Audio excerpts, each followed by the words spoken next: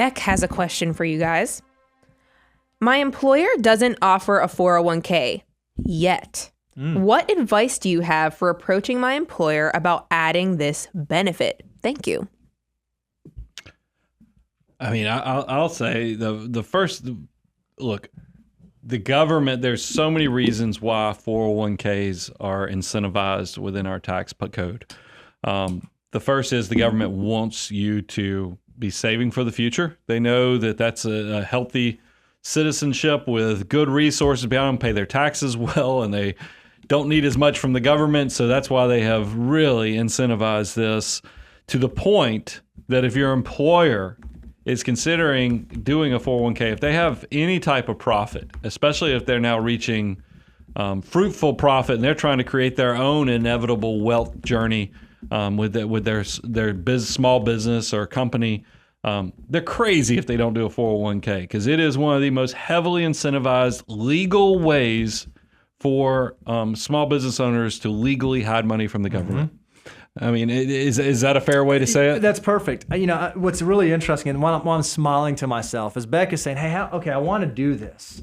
How do I do it? I'm going to give you 2 book recommendations to go either Audible, or if you're a blinker, you can go blink them, or just go buy the book and actually read the book. Chris Voss. What a novel idea. Chris Voss has a book, Never Split the Difference. It talks about negotiation, like how you can approach negotiation and do that. So that's an interesting one. It's good, a little more modern. And then the other one is Dale Carnegie, How to Win Friends and Influence People. And here's what I think is great. If you're trying to put a 401k in place at your employer, what you don't want to lead with is, hey, boss, let me tell you all the reasons why you should do this thing for me. Let me tell you all the reasons why you should do this thing for me.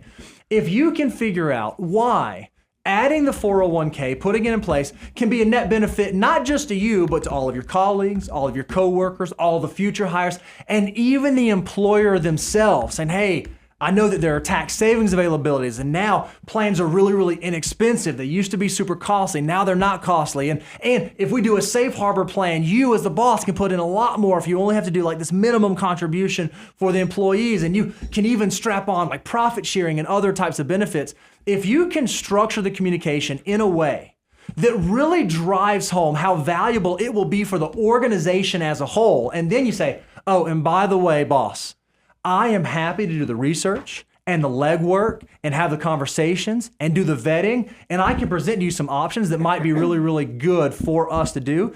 If you can present it that way, here's the value that it is, and here's how I can make your life so easy, you'll be amazed that there's a really good chance your employer will say, you know what? Sure. Put together a proposal. Let me see it. And so then you go put the numbers together and you bring them all and you show your employer. And I'll say, you know what? Yeah, let's do that. We've actually had folks here at this firm do this. Hey, there's this benefit and I think it'd be great and to save on payroll tax here and to do this and this.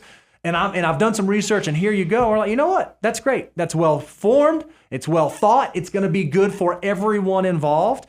If you can figure out how to approach presenting it that way, you might be amazed at how much power you have to impact change at your company.